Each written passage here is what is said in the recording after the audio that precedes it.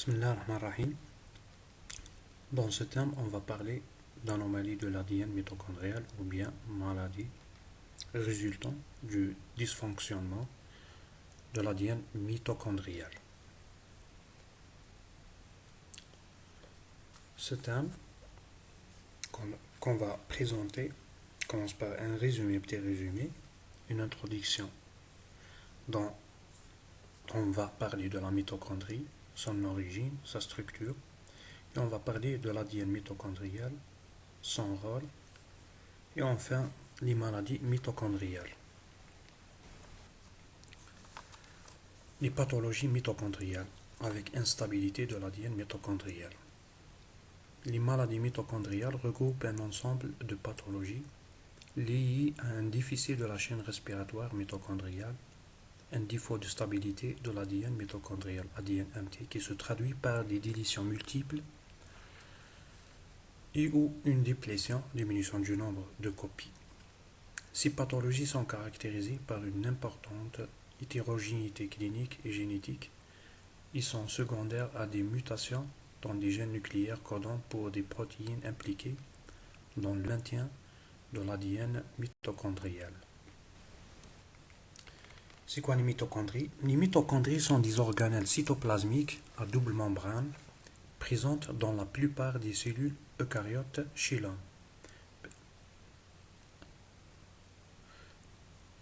Il peut y avoir jusqu'à 1000 mitochondries par cellule. L'ensemble des mitochondries d'une cellule étant appelé chondriome. Elles jouent de nombreux rôles cellulaires, notamment un rôle central dans le métabolisme énergétique. En effet, elles sont le siège de nombreuses réactions bêta-métabolisme énergétique dans le cycle de Krebs, l'oxydation des acides gras ou la production d'énergie sous forme d'adénosine triphosphate ATP grâce à la phosphorylation oxydative, réalisée par la chaîne respiratoire située au sein de la membrane interne mitochondriale. Les mitochondries sont impliquées également dans de nombreux processus tels que l'apoptose ou bien la mort des cellules, la thermogénèse, la signalisation cellulaire, le stockage du calcium, la prolifération de cellules saines et tumorales ou le vieillissement. Le nombre de mitochondries est proportionnel à la consommation énergétique de la cellule. Plus un organe a besoin d'énergie, plus il aura de mitochondries. Les cellules musculaires, cardiaques, hépatiques et neuronales étant les plus riches en mitochondries. L'origine des mitochondries. Les premières mitochondries furent observées dans le muscle en 1857 par Rudolf Albert von Kolliker, un médecin anatomiste suisse qui publia de nombreux ouvrages entre 1850 et 1890 pour décrire les différentes structures cellulaires présentes dans les tissus humains. C'est dans les années 60 que Lynn Margulis, une microbiologiste américaine, émit l'hypothèse selon laquelle les mitochondries des cellules eucaryotes actuelles proviendraient de l'incorporation par endocytose incomplète d'une alpha-protéobactérie par une cellule proto-eucaryote anaérobie primitive ou bien une cellule ancestrale. Ce phénomène évolutif de symbiose a permis à la cellule hôte d'utiliser l'oxygène pour produire de l'énergie et ainsi de survivre en conditions aérobies. Aujourd'hui, cette théorie est largement acceptée et a été corroborée par certaines caractéristiques bactériennes maintenues chez les mitochondries.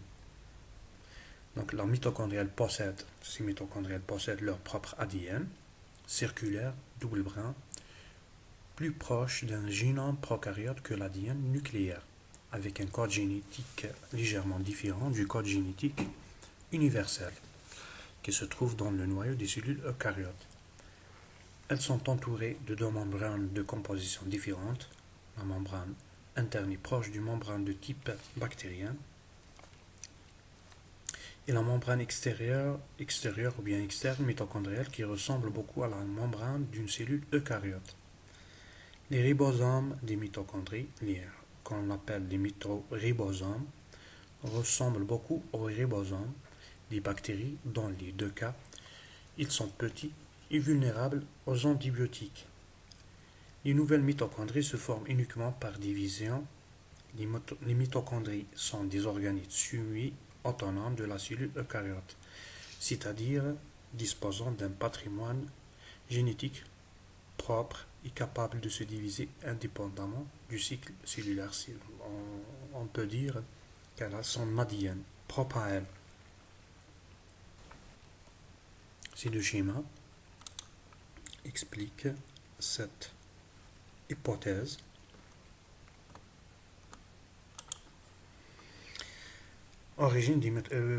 Explique l'origine des mitochondries. Deux modèles sont en compétition pour expliquer la complexité des cellules eucaryotes et l'origine de leurs mitochondries au cours de l'évolution. Le modèle A part d'une endosymbiose par phagocytose incomplète d'une alpha-protéobactérie, une bactérie primaire qui est devenue la mitochondrie. Le modèle B, c'est le modèle de l'hydrogène par symbiose métabolique entre une cellule ancestrale qui produit, ou bien cellule primaire qui produit du méthane et une alpha-protéobactérie. Dans ce cas, la complexité des cellules eucaryotes actuelles est arrivée à l'endosymbiose. La structure des mitochondries. La taille et la forme des mitochondries dépendent et varient en fonction de l'état métabolique et du type cellulaire. En moyenne, elles mesurent 0,5 à 1 micromètre de diamètre sur 1 à 10 micromètres de long. Elles possèdent une double membrane, une membrane externe lisse et une membrane interne qui présente de nombreuses invaginations appelées crêtes mitochondriales, qui abritent les complexes de la chaîne respiratoire. Ces deux membranes ont des propriétés et une composition très différentes. Elles délimitent deux compartiments distincts, l'espace intermembranaire de 6 à 8 nanomètres d'épaisseur, localisé entre les deux membranes, et la matrice mitochondriale, délimitée par la membrane interne dans laquelle on trouve notamment les molécules d'ADN MT circulantes. Il y a deux modèles de représentation schématique de la mitochondrie. Le modèle A, Baffle Model, et le modèle B, Christa-Junction Model. A, représentation d'une coupe transversale de mitochondries représentant la membrane externe, la membrane interne qui forme les crêtes mitochondriales ou bien des invaginations. Entre les deux membranes, l'espace intermembranaire, à l'intérieur de la membrane interne, se trouve la matrice contenant le génome mitochondrial en plusieurs copies des granules et les mitoribosomes. Le modèle B, c'est la représentation schématique détaillée de la jonction des crêtes mitochondriales.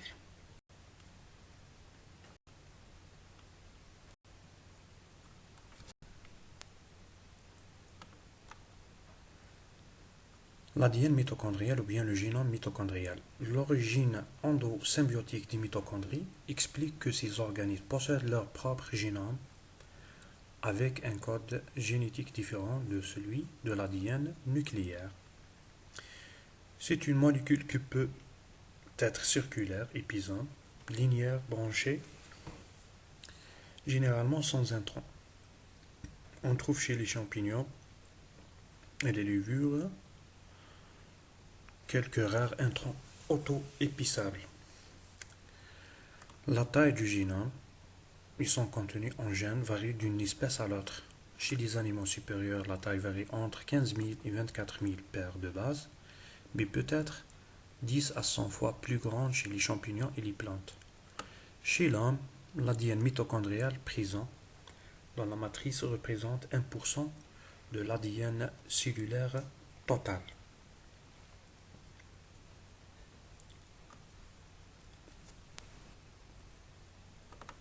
On va parler maintenant du rôle de l'ADN mitochondrial.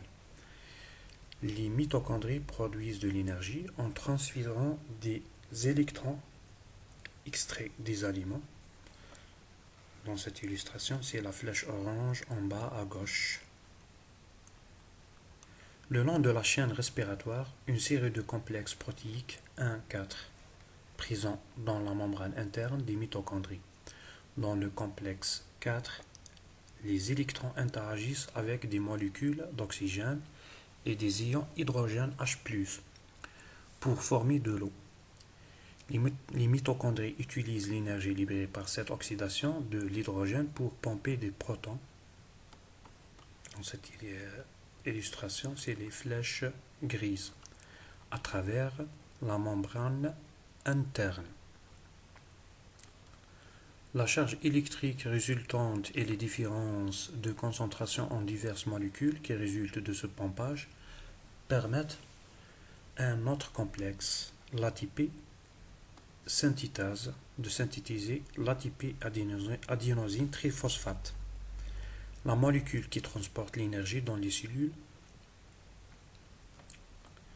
Les 13 protéines qui constituent les complexes sont codées par des gènes de l'ADN mitochondrial. Elles sont représentées par des couleurs vives sur le schéma.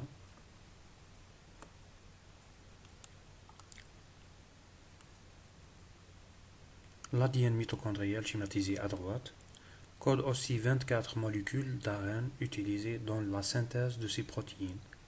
Chaque sous-unité ou paire de bases de l'ADN mitochondrial est numérotée dans le sens inverse des aiguilles d'une montre à partir de la position marquée OH.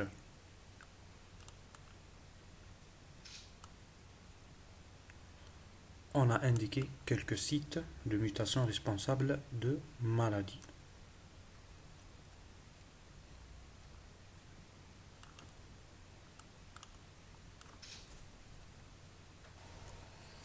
Les maladies mitochondrielles englobent un ensemble de pathologies disparates en rapport avec des dysfonctionnements de la mitochondrie qui se traduisent par un déficit de la chaîne respiratoire mitochondriale et une production insuffisante d'ATP.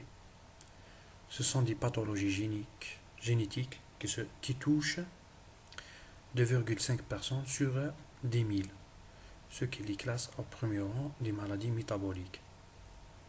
Les mitochondries étant présentes dans toutes les cellules de l'organisme, une atteinte de la chaîne respiratoire peut s'exprimer de manière multisystémique. Ainsi, un déficit de la chaîne respiratoire peut toucher tous les tissus et les organes et entraîner un spectre très variable de symptômes. Les organes les plus touchés étant ceux qui ont une forte demande énergétique comme le cerveau, les muscles squelettiques, le cœur ou le foie. Les symptômes engendrés peuvent s'aggraver dans les situations d'hypercatabolisme et de besoins énergétiques accrus.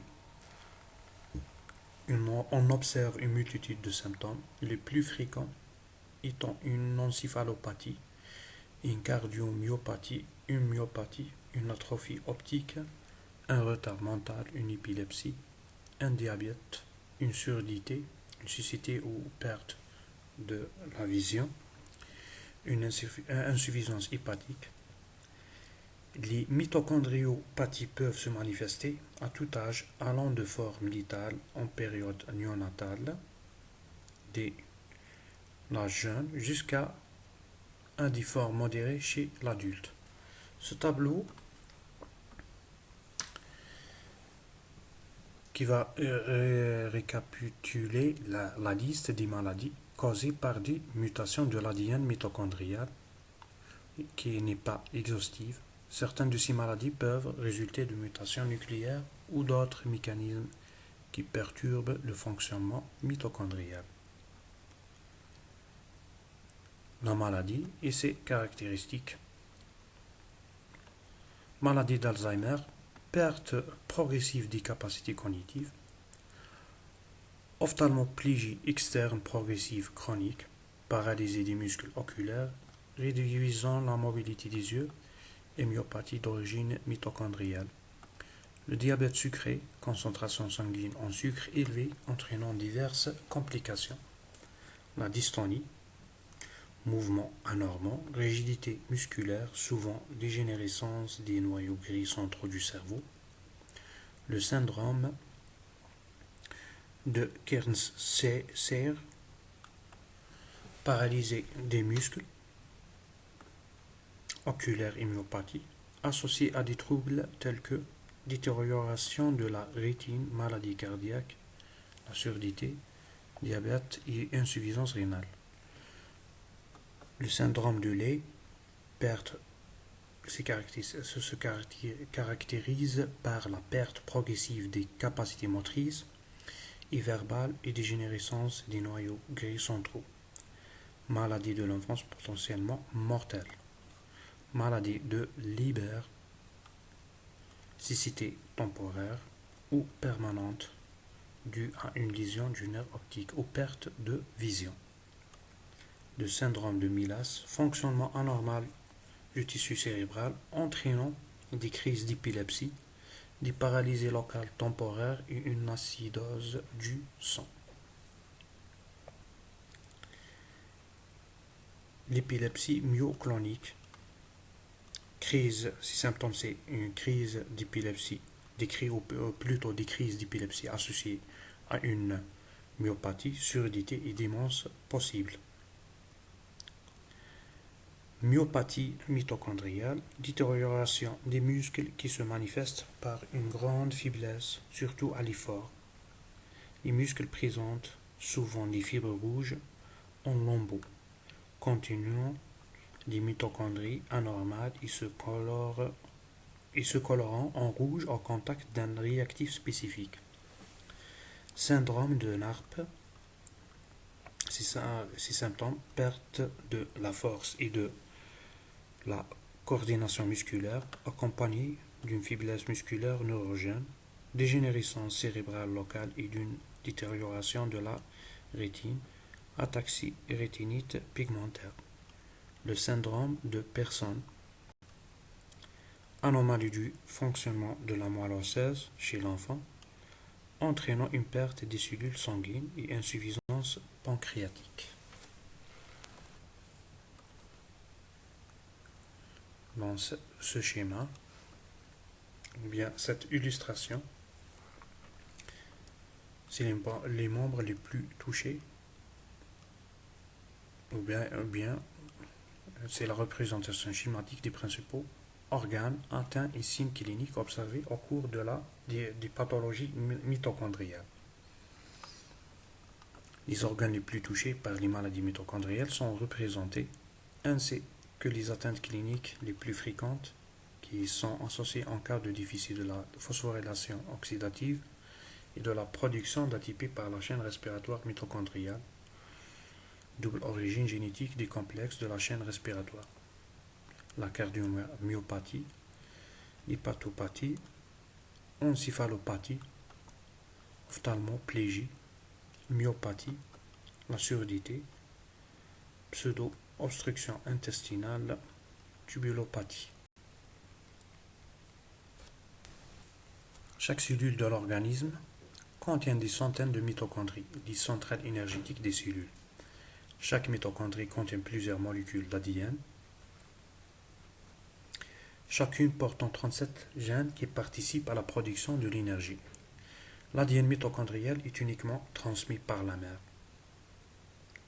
Les anomalies de ces gènes sont associées à des troubles parfois graves, souvent dégénératifs, qui touchent surtout le cerveau et les muscles.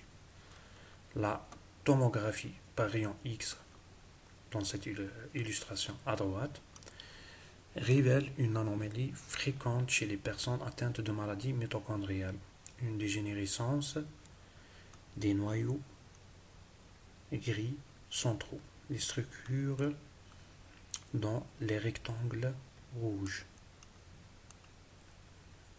des régions essentielles pour la coordination des mouvements. Enfin, de tout cela, on déduit que s'il y a une atteinte de l'ADN de la mitochondrie, et en sachant que la mitochondrie est l'unité énergétique de toute cellule eucaryote, il y aura automatiquement un déséquilibre menant à de multiples maladies touchant plusieurs organes de l'homme à la fois ou séparément. Merci.